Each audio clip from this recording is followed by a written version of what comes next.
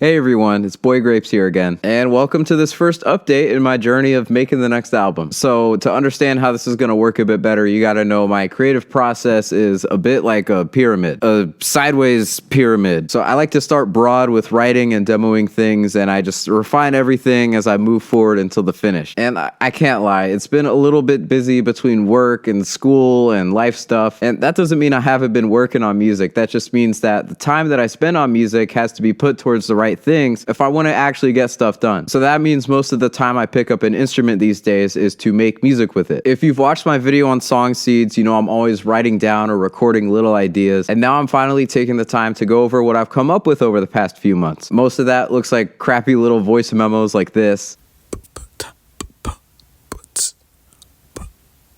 And my camera roll is full of videos like this. 9th fret.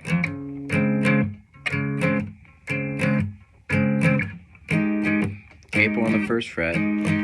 So my pinky's going from the B string, well here, to the G string. Okay, so it's gonna begin with some crazy shit. So I'm like,